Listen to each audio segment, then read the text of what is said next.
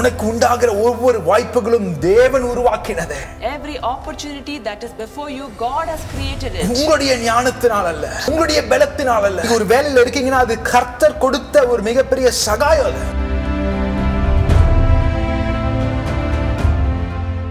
எனக்கு அநேக பேருடைய இருதயத்துல பெரிய கேள்விகள் இருக்கு. Today many has a great question in their heart. நாங்க எவ்வளவு ஜெபிக்கிறோம்? How much do we pray? எவ்வளவு உபவாசம் எடுக்கிறோம்? No matter how much we fast. நாங்க எவ்வளவு கதறணும்? No matter how much we cry out. இனி என்ன நடக்கும்? What will happen? நான் என்ன செய்ய வேண்டும்? What should I do? இதற்கு மேல நான் என்ன செஞ்சா இதற்கெல்லாம் முடிவு வரும்? What will I do and this will come to an end? இதற்கு ஒரு முடிவு வேண்டும். I need an end for this. எப்ப முடிவு வரும்? When will an end come? இன்னும் எத்தனை நாட்கள் இந்த கொடுமையை நான் சந்திக்க வேண்டும்? How long should I face this disaster? இதற்கு முடிவு என்ன? What is an end for this? அடுத்து நான் என்ன செய்ய வேண்டும்? What should I do hereafter? என்கிற கேள்வியோடு இருக்கும் தேவனுடைய பிள்ளையே, Dear child of God who is having all these questions, இனி நீங்க என்ன செய்ய வேண்டும் என்கிற ஒரு கேள்வியோடு நீங்கள் இருப்பீர்கள் என்றால் இன்றைக்கு தேவன் அதற்கு பதில் கொடுக்க விரும்புகிறார். if you have a question that what should I do hereafter, then God is giving an answer today. முன்பாகவே தேவன் தீர்க்கதரிசனமாய் சொல்லியிருக்கிறார், இப்படிப்பட்ட காலங்கள் வரும். God has already prophesied before that such days are ahead of us. எங்க சொல்லியிருக்கிறார்? மத்தேயு எழுதின சுவிசேஷம் 24ஆம் அதிகாரம் 6வது வசனத்திலிருந்து இதை நீங்கள் வாசிப்பீர்கள். You can read this in Matthew chapter 24 verse 6 onwards. யுத்தங்களையும் யுத்தங்களின் செய்திகளையும் கேள்விப்படுவீர்கள், கலங்காதபடி எச்சரிக்கையாயிருங்கள். And you will hear of wars and rumors of wars, and do not be troubled. இன்றைக்கு உங்களுடைய கேள்வி என்னது? முடிவு எப்போ வரும்? Today all the question that you have is when is an end for all this? ஆனா ஆண்டவர் சொல்றாரு முடிவு உடனே வராது. But God says the end is not yet. இப்போ எங்க முடிவு வரும்? So when is the end? எப்போ முடிவு வரும்? When is the end? 14வது வசனத்திலே அந்த முடிவை குறித்து தேவன் எழுதியிருக்கிறார். God has written about this in verse 14. ராஜ்யத்தினுடைய இந்த சுவிசேஷம் பூலோகம் எங்கும் உள்ள சகல ஜாதிகளுக்கும் சாட்சியாய் பிரசங்கிக்கப்படும், அப்பொழுது முடிவு வரும். And this gospel of the kingdom will be preached in all the world as a witness to all the nations, and then the end will come. இன்னைக்கு अनेक பேர் உபவாசித்துக் கொண்டிருக்கிறீர்கள். Today many are fasting. கதறிக் கொண்டிருக்கிறீர்கள். They are all crying out. ஜெபித்துக் கொண்டிருக்கிறீர்கள். They are praying. ஆனால் இதைவிட மிக அதிகமாக ஒரு காரியத்தை நாம் செய்ய வேண்டும். But we have to do a greater thing than all these things. இன்னைக்கு கிறிஸ்துவின் சபையாகிய சரீரம் இதை செய்வதிலிருந்து தவறிக் கொண்டிருக்கிறது. Today the body of Christ has been escaping from doing this. தேவனுடைய ராஜ்யத்தின் சுவிசேஷம் இந்த பூலோகம் எங்கும் பிரசங்கிக்கப்பட வேண்டும். The gospel of God has to be preached to all the nations. கொள்ளை நோய் வரும் பொழுது நாம் செய்ய வேண்டியது தேவனுடைய சுவிசேஷத்தை பிரசங்கிக்க வேண்டும். When the pestilence comes up, the thing that we have to do is we have to preach the gospel of God. ரெய்னார்ட் Banke என்று சொல்லப்படுகிற மிகப்பெரிய தேவனுடைய ஊழியர், He's a great man of God called Reinhard Bonnke. அவர் சொன்ன ஒரு காரியம், உலகமெங்கும் உள்ள எல்லா கிறிஸ்தவர்களும் முழங்கால் படியிட்டு ஒரே நேரத்தில் அவர் கணக்கில் ஜெபித்தாலும் இந்த பூலோகம் ரட்சிக்கப்படாது. He said that if all the Christians of this world kneel down and pray, then this world will not be saved. அவர்கள் செயல்பட்டால் ஒழிய, except they are willing to work. அவங்க போய் செயல்படணும். They have to work. ஓடணும். They have to run. முன்னேறி செல்லணும். They have to go forward. கிறிஸ்துவின் சுவிசேஷத்தை வெட்கப்படாமல் பேச வேண்டும். They have to preach the gospel of God without being ashamed. ஜெபமும் அவசியம். It's important to pray. செயல்பட அவசியம். It's important to work for it. நிறைய பேர் ஜெபம் சொல்லி போய்டுவாங்க, ஆனா செயல்பாடு இல்லாம இருப்பாங்க. Many people pray about it but do not work for it. நிறைய பேர் செயல்படுவாங்க, ஆனா ஜெபிக்காம போய்டுவாங்க. Many people work for it but they do not pray for it. கிறிஸ்துவுக்குள்ளே இருக்கிற வாழ்க்கை, it's a balanced Christian life. அது சமமான ஒரு கிறிஸ்தவ வாழ்க்கையா இருக்கிறது. The Christian life should be a balanced Christian life. நீதிமொழிகள் 24ஆம் அதிகாரத்திலே ஒரு அழகான வசனத்தை நாம் வாசிப்போம். There's a beautiful word in Proverbs chapter 24. மரணத்திற்கு ஒப்புவிக்கப்பட்டவர்களையும் கொலை உண்ண போகிறவர்களையும் விடுவிக்க கூடுமானால் விடுவி. Deliver those who are committed to death if possible. மரணத்திற்கு ஒப்பு கொடுக்கப்பட்டவர்களை விடுவிக்க கூடிய பலனை தேவன் உங்களுக்குள்ள வைத்திருக்கிறார்.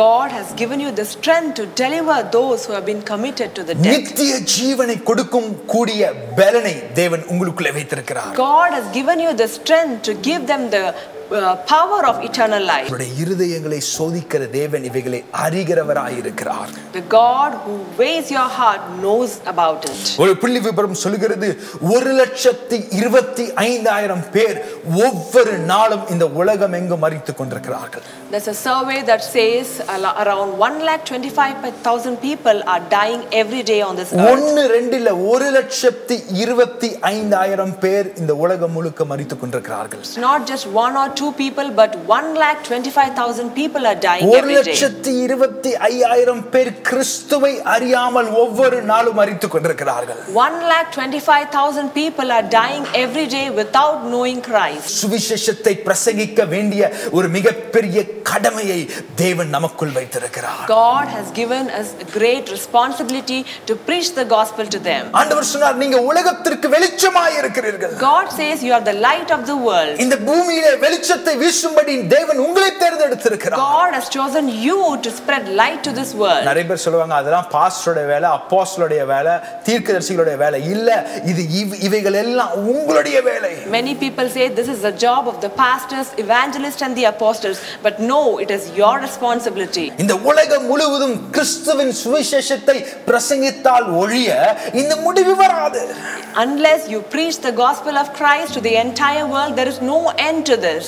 கொரோனா வைரஸ் முடிவு வரும். There is an end for the corona. இது கண்டிப்பா கூடிய சீக்கிரம் முடிஞ்சிரும். Definitely there is an end to it. அதுக்கு அப்புறம் வேற காரியங்கள் வரும். But after that there are other things coming in. நம்மளுடைய வாழ்வு இந்த பூமியோடு முடியவில்லை. Our life on this earth does not end here. தேவன் நமக்காக நித்திய காலத்தோடு தேவனோடு கூட வசிக்கக்கூடிய பரலோகத்தை ஆயத்தப்படுத்தியிருக்கிறார். God has kept an eternal life to live with God in heaven. ஆனால் இந்த பூமியிலே சமிக்கப்பட்ட இந்த பூமியில் இருக்கிற நாட்களிலே இவைகள் எல்லாம் சம்பவித்துக் கொண்டேதான் இருக்கும்.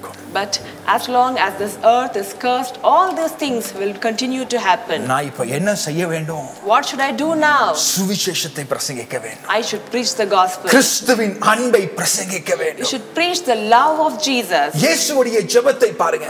Look at the prayer of Jesus. மத்தேயு எழுதின சுவிசேஷம் 9ஆம் அதிகாரம் 37 இருந்து 38.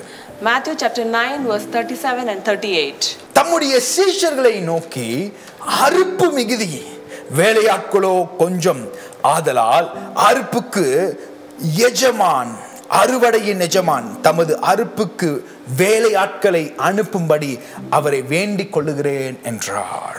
Then he said to his disciples, the harvest truly is plentiful, but the laborers are few. Therefore pray to the Lord of the harvest. ஆண்டவர் நம்மகிட்ட ஒரு ஜெப குறிப்பு வைக்கிறார். And God is giving us a prayer request. அநேக பேர் தொலைபேசியின் வழியாக அழைத்து ஊழியரிடத்திலே ஜெப குறிப்புகளையும் ஜெப விண்ணப்பங்களையும் வைப்பார்கள். Many people call the pastors and give them the prayer request. ஆனா தேவன் நம்மிடத்தில் ஒரு ஜெப குறிப்பை, ஜெப விண்ணப்பத்தை வைக்கிறார். But God is giving us a prayer request. ஒரு வேண்டுதலை வைக்கிறார். He is giving us a request. என்ன சொல்றாருன்னா, அவரை நோக்கி வேண்டுங்க, அறுப்பு மிகுதியா இருக்கிறது, ஆனால் வேலையாட்களோ குறைவாய் இருக்கிறார்கள். And there he says the harvest is plentiful, but the laborers are few. உன்னுடைய குடும்பத்திலே இருக்கிற நபர்கள் சந்திக்கப்பட வேண்டும். The members of your family have to be touched. உன்னுடைய அயல் வீட்டுக்காரர்கள் சந்திக்கப்பட வேண்டும். Your neighbors have to be reached. நீ இருக்கிற சமுதாயம், உன்னுடைய சொசைட்டி சந்திக்கப்பட வேண்டும். Your society has to be reached. உங்களுடைய நண்பர்கள், உங்களுடைய உற்றார் உறவினர்கள் சந்திக்கப்பட வேண்டும். Your friends, your relatives should be met. ஆண்டவர் சொன்னார், அறுவடை அதிகமாய் இருக்கிறது, ஆனால் வேலையாட்கள் எனக்காய் செயல்படுகிறவர்கள் மிகவும் குறைவாய் இருக்கிறார்கள். God says the laborers are few, but the harvest is plentiful. விடுவிக்க கூடுமானால் விடுவி. If you can deliver them, then deliver them. நீ அப்படி அறியேன் என்று சொன்னா ஆண்டவர் சொல்றாரு, உன் இருதயங்களை ஆராய்கிற தேவன் அதை அறியாமல் இருப்பாரோ? If you say I do not know about it, then the God who weighs your heart, doesn't he know it? கர்த்தர் அதை அறிந்திருக்கிறார். He knows it. இந்த சூழ்நிலையை அறிந்திருக்கிறார். He knows your situation. கர்த்தர் உனக்குள்ளே வைத்திருக்கிற அந்த வார்த்தையை அறிந்திருக்கிறார். He knows the word that he has kept in your heart. உனக்கு உண்டாகிற ஒவ்வொரு வாய்ப்புகளும் தேவன் உருவாக்கினது. Every opportunity that is before you, God has created it. உங்களுடைய ஞானத்தினால் அல்ல. It's not through your wisdom. உங்களுடைய பலத்தினால் அல்ல. It's not through your strength. நீங்க ஒரு வேலையில இருக்கீங்கன்னா அது கர்த்தர் கொடுத்த ஒரு மிகப்பெரிய சகாயம்.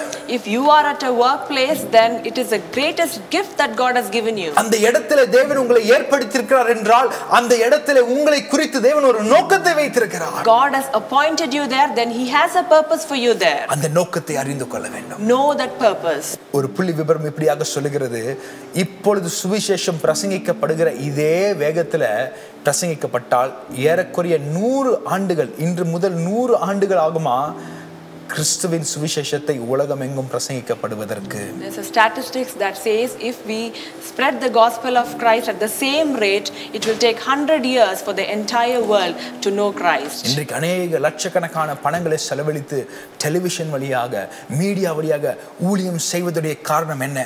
What is the reason why people are spending a lot of money and efforts to preach the gospel through television and media? கிறிஸ்துவின் அன்பு பிரதிபலிக்கிற, கிறிஸ்துவின் வார்த்தைகள் பிரதிபலிப்பதற்காக இதை நாங்கள் செய்து கொண்டிருக்கிறோம். We are doing all this so that the love of Jesus will be reflected. உலகம் முழுவதும் இயேசுவின் சுவிசேஷம் பிரசங்கிக்கப்படுவதற்காக இதை நாங்கள் செய்து கொண்டிருக்கிறோம். We are doing all this because the love of Jesus and the gospel of Jesus should be spread into the entire world. அதை அறியோம் என்பாயாகள். If you say that you do not know, எனக்கு தெரியாதுன்னு சொன்னீங்கன்னா, if you say I do not know, உன் இருதயத்தை ஆராய்கிறவர் அறியாரோ? the one who weighs your heart, doesn't he know? ஒரு மிகப்பெரிய ஒரு தேசத்துல நடந்த ஒரு உண்மை சம்பவத்தை உங்களுக்கு முன்பாக நான் வைக்க விரும்புகிறேன். I would like to tell you a real incident that happened in a country. அந்த தேசத்திலே ஒரு குற்றம் செய்தவர், கொலை பாதகத்தை செய்த ஒரு மனிதன் மரணத்திற்கு ஒப்புவிக்கப்பட்டார். A murderer was convicted to death in that country. அந்த தேசத்தின் விதியின்படி அவர்கள் தூக்கிலே மாட்டி தொங்க விட மாட்டார்கள், கொல்ல மாட்டார்கள். அவங்க எலக்ட்ரிக் சேர், அதாவது மின் சாதன நாற்காலியில உட்கார்ந்து வைத்து அதிலே கொல்லுவார்கள். As per the law of that country, they will not hang him to death, but rather they will electrify him in a chair, electric chair. அந்த ஒரு மனிதனை அவர்கள் மரணத்திற்கு ஒப்பு கொடுத்து விட்டார்கள். They surrendered him to the death. அந்த மரணத்தை எக்ஸிக்யூட் பண்ற ஒரு ரூம்ல இருக்கு. There's a room where this death has to be executed. அதற்குள்ளே அந்த மனிதனை உட்கார வைத்திருக்காங்க. And they made this person sit there. அந்த நாற்காலியில உட்கார்ந்து வைத்து அந்த சுவிட்சை ஆன் பண்ண போகிற அந்த நபர் அந்த இடத்துல உட்கார்ந்திருக்கிறார். And this person who is about to operate the switch is also sitting there. அந்த பிரிசனுடைய வார்டன், அதாவது அதோடைய ஆளுகை செய்கிறவர், அந்த நபர் அவர் ஒரு 4 செல்லை தாண்டி போன் பக்கத்திலே உட்கார்ந்திருப்பாராம் எப்பவுமே. And the prison warden will always be sitting 4 cells apart. எதற்காக இவர் உட்கார்ந்து கொண்டிருப்பார் என்றால், ஒருவேளை அந்த ஆளுநருடைய இருதயம் மாறி தொலைபேசி வழியாக அழைத்து என்னுடைய தீர்மானத்தை நான் மாற்றிவிட்டேன், இவர் மறிக்க வேண்டிய அவசியம் இல்லை, இவர் ஜீவனோடு இருக்கட்டும் என்று சொல்லி அவர் மனம் மாறி ஒருவேளை அழைப்பாரோ என்று எதிர்பார்த்து எல்லா மரணமும் அந்த இடத்துல நிகழும் பொழுது இந்த வார்டன் அந்த இடத்துல போன் பக்கத்திலே உட்கார்ந்து கொண்டிருப்பார். Because he sits in that place because he expects that any time he might receive a call saying that this death has been cancelled, and that is the reason he will be sitting ready with his phone anytime. அப்ப உடனடியாக ஒரு phone வந்துச்சு. And immediately there was a phone. அந்த மரணத்திற்கு ஒப்பு கொடுக்கப்பட்ட அந்த மனிதன் அந்த ஒரு 4 செல் தாண்டி உட்கார்ந்து கொண்டிருக்கிறார். And this person who was surrendered to death, he is sitting 4 cells apart. இந்த போன் எடுத்த உடனே கவர்னர் பேசுறார். As soon as he picked up the call, the governor is calling him. Governor சொன்னாரு, இல்ல எனக்கு சில ஆதாரங்கள் வந்திருக்கிறது, இவன் அந்த கொலையை செய்திருக்க மாட்டான் என்கிற ஒரு சில ஆதாரங்கள் வந்திருப்பதனாலே இந்த அவனுக்கு மரணத்தை ஒப்பு கொடுத்தது நான் கேன்சல் பண்றேன், இப்போ அந்த மரணம் நடக்க கூடாது, அதை நீங்க ஒப்பு வைக்காதீங்க என்று சொல்லி அதை அவர் கேன்சல் பண்ணி அனௌன்ஸ்மென்ட் கொடுத்தார். He announced on the phone saying that he has received certain evidence that this murder was not done by this person, and so he has cancelled its death sentence. அதனால இவர் உடனடியாக போய் அதை நிறுத்த சொன்னாங்க. And he was commanded to go and stop that. இவரிடத்தில் ஜீவனின் வார்த்தை இருந்தது. He had the word of life. ஆனா ரொம்ப ஸ்லாக்கியா என்ன பண்ணார்னா, அவருடைய போன் எடுத்துட்டு அவருடைய மனைவிக்கு பேச ஆரம்பித்தாராம், அவங்க பிள்ளைங்க கிட்ட பேச ஆரம்பித்தாராம், அவருடைய மற்ற காரியங்களை டாக்குமெண்ட் செய்ய வேண்டியது அதெல்லாம் செய்ய ஆரம்பிச்சாராம். அப்படி கொஞ்சம் லத்தார்ஜிக்கா அது வேகமா இது எவ்வளவு பெரிய ஒரு முக்கியத்துவம் வாய்ந்த ஒரு காரியம் என்பதை உணராமல் அவர் நேரத்தை கொஞ்ச நேரம் எக்ஸ்ட்ராவா அந்த இடத்துல செலவு பண்ணிட்டார். But this person was so slacky and lethargic to inform this news. Rather, he started calling his friends, he started calling his family, and he started spending that time in that place. அப்படியே கிளம்பி கொஞ்சம் அப்படி வெளியே வந்து மெதுவாக நடந்து அந்த 4வது செல்ல போனால் ஒரு சில நொடிகளுக்கு முன்பாக தான் அவன் மரணத்திற்கு ஒப்புவிக்கப்பட்டு அந்த எலக்ட்ரிக் சேரில் அவன் கொல்லப்பட்டான். And he took a small walk and he went to that cell to see that just within few seconds this person was electrocuted on the chair. அவனுடைய இருதயம் நொறுக்கப்பட்டது. His heart was broken. ஜீவனின் செய்தி இருந்தும் சரியான நேரத்தில் ஜீவனின் செய்தி பேசப்படாததினாலே அவன் மரணத்திற்கு ஒப்புவிக்கப்பட்டான். Even though he had the word of life, because he did not use it at the right time, he was sentenced to death. அவன் மரிப்பதிலிருந்து தடுக்கக்கூடிய ஒரு செய்தி அவன் நாவில் இருந்தும் சரியான நேரத்தில் போய் சொல்லாததினாலே அவன் மரணத்திற்கு ஒப்புவிக்கப்பட்டான். Though he had the word that would save his life, because he did not tell it at the right time, this person was dead. இன்னைக்கு உலகத்திற்கு உண்டான ஜீவனுடைய செய்தி உன் நாவில் இருக்கிறது. Today the word of life that is required for this world is in your tongue. அதை வைத்து நீ என்ன செய்து கொண்டிருக்கிறாய்? What are you doing with it? எப்படி செயல்பட்டு கொண்டிருக்கிறாய்? How are you working? ஜீவனின் செய்தி உன் நாவிலிருந்து புறப்படுகிறதா இல்லை என்றால் அதை உள்வாங்கி வைத்துக் கொண்டிருக்கிறாயா? Are the words of life coming out of your mouth, or are you keeping it within yourself? ஜாக்கிரதையாக இருக்க வேண்டிய காலத்தில் இருக்கும். It is important for us to be alert. அதை நான் அறியேன் என்பாயாக. If you say I did not know about it, எனக்கு இத பத்தி தெரியாது என்று சொல்லுவாய் என்றால், if you say I do not know about it, இருதயத்தை ஆராய்கிறவர் அறிகிறார். the one who weighs your heart knows about it. சங்கீதம் 9ஆம் அதிகாரம் 17வது வசனம் இப்படியாக எழுதி இருக்கிறது. Psalm 9 verse 17 says, துன்மார்க்கரும் தேவனை மறக்கிற எல்லா ஜாதிகளும் நரகத்திலே தள்ளப்படுவார்கள். The wicked shall be turned into hell, and all the nations that forget God. இந்த பூமியிலே பாவங்கள் அதிகரிப்பதினாலே, because sin has been increasing in this world, கிறிஸ்துவை அறியாதவர்கள் இந்த பூமியில் அதிகமாக இருப்பதினாலே, because people who do not know Christ are increasing in this world, நரகம் மூடப்படாது இருக்கிறதா? Sheol is not closed. அது திறந்தே இருக்கிறது. It is open. இந்த இடத்துல விரிவாக்கம் நடக்கும். Where does this enlargement happen? நம்ம சபையில இடம் பத்தல நம்ம விரிவாக்குவோம்.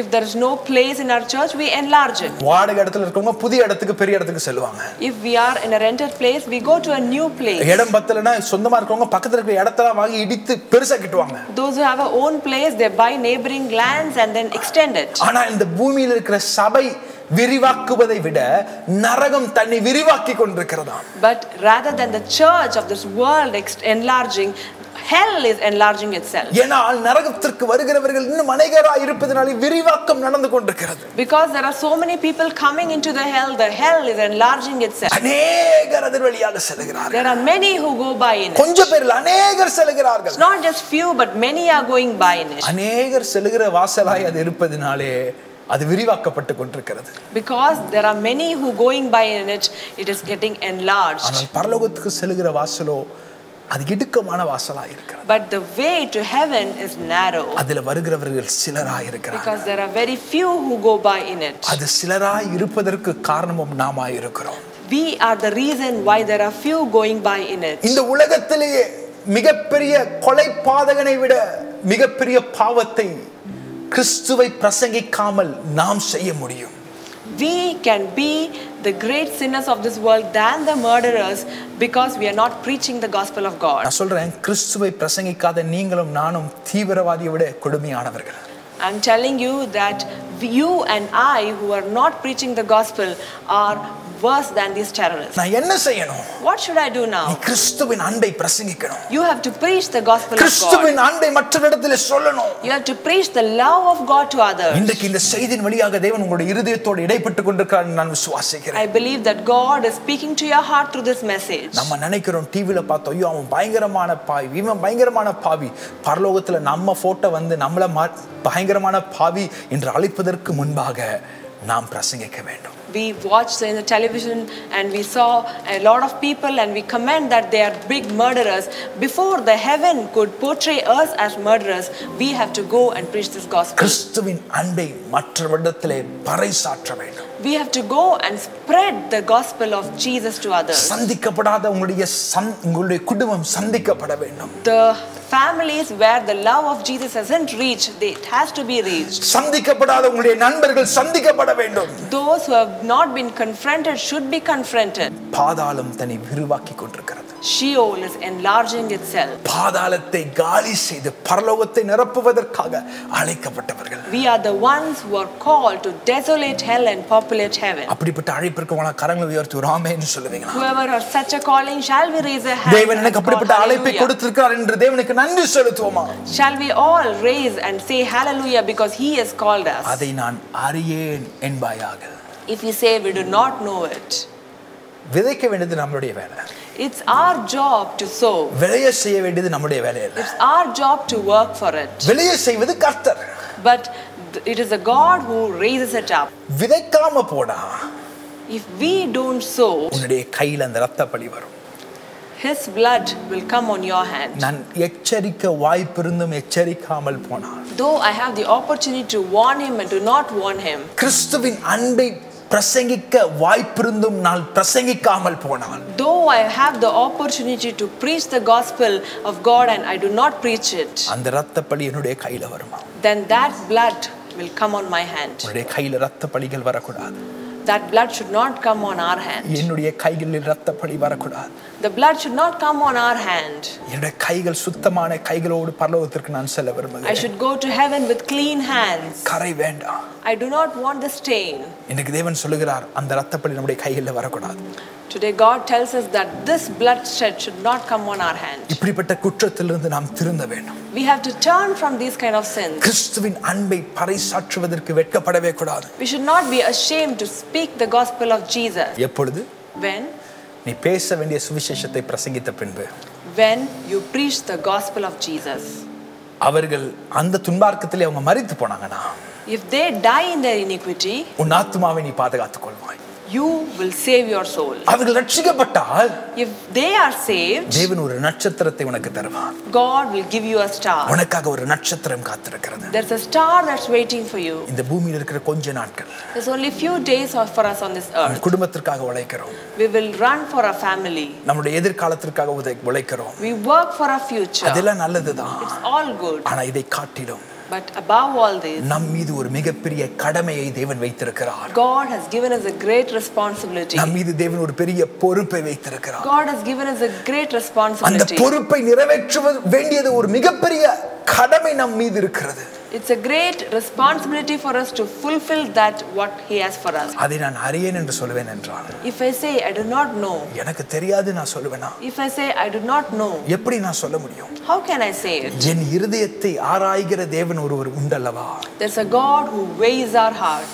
என்னுடைய மனதை தெரிந்திருக்கிற தேவன் ஒருவர் உண்டல்லவா? There's a God who knows what's going on in my mind. ஜீவனுடைய செய்தியை, ஜீவனின் செய்தியை தேவன் உங்களுடைய நாவிலே வைத்திருக்கிறார். God has given you the power of life in your tongue. மற்றவர்களுக்கு ஜீவனை கொடுக்கக்கூடிய ஒரு மிகப்பெரிய செய்தி உங்களுடைய நாவிலே இருக்கிறது. God has given you the message to save so many people from death. இவைகள் எல்லாம் சம்பவிக்கும்போது தேவன் என்ன செய்ய சொன்னார்? When all these things are happening, what did God tell you to do? இந்த ராஜ்யத்தின் சுவிசேஷம் உலகமெங்கும் பிரசங்கிக்கப்பட வேண்டும். Go and preach this gospel to the entire world. இப்போ நான் என்ன செய்யணும்? What should I do? சுவிசேஷத்தை பிரசங்கிக்கணும். You should preach the gospel. உங்க வேலை ஸ்தலத்தில் நீங்க பிரசங்கிக்கணும். You have to preach the gospel at your workplace. உங்க வியாபார ஸ்தலத்தில் நீங்க பிரசங்கிக்கணும். You have to preach the gospel at your business. உங்க அயல் வீட்டுக்காரர்களிடத்தில் பிரசங்கிக்கணும். You have to preach it to your neighbors. உங்க சொந்தக்காரங்கிட்ட பிரசங்கிக்கணும். You have to preach it to your relatives. இது பிரசங்கிக்கிற காலம். It's a time to preach. கிறிஸ்துவின் அன்பை பிரசங்கிக்கிற காலம். It's a time to preach the love of God. அப்பொழுது முடிவு வரும். Then the end will come. அப்பொழுது முடிவு வரும். Then the end will come. இன்னைக்கு ஆண்டவர் உங்களோடு கூட பேசியிருப்பார் என்றால், If God has spoken to you today, இருக்கிற இடத்துல முழங்கால் படியிடுங்க. wherever you are, kneel down. அப்படியே தேவனை உயர்த்த ஆரம்பிங்க. Let's all stand up and praise, worship ஆண்டவரே the Lord. உமக்கு நன்றி. Lord, we thank you, Lord. உமக்கு நன்றி அப்பா. Thank you, Father. ஆவியானவரே உமக்கு ஸ்தோத்திரம். Lord, Holy Spirit, we thank you, Father. எங்களோடு கூட இடைப்படுவதற்காக நன்றி. Thank you, Lord, for speaking to us. எங்களோடு கூட பேசுவதற்காக நன்றி. Thank you, Lord, for ministering to us. ஆண்டவரே செயல்படாமல் நாங்கள் இருந்திருக்கிறோம். Lord, we have been without working for you. இன்றைக்கு இந்த நிகழ்ச்சியை பார்த்து கொண்டிருக்கிற இந்த ஆராதனையிலே கலந்து கொண்டிருக்கிற ஒவ்வொரு பேரையும் ஒரு பராக்கிரமசாலியாய் நீர் மாற்றுவதற்காக நன்றி. Thank you, Lord, for you are turning each and everyone who is watching this program into mighty valors. எங்களோடு கூட பேசினதற்காக நன்றி. Thank you, Lord, for speaking to us. பெரிய காரியங்களை செய்யும். Do great things. இன்றைக்கு ஒப்பு கொடுத்த ஒவ்வொரு பேருக்காக நாங்கள் ஜெபிக்கிறோம். We pray for everyone who has surrendered today. அவர்கள் மீது தேவனுடைய கரம் இருப்பதை மற்றவர்கள் காண்பார்களாக. Let others witness that your hand is upon them. இயேசுவின் மூலம் ஜெபம் கேளும் என் ஜீவனுள்ள பிதாவே. In the name of Jesus we pray. Amen. Amen.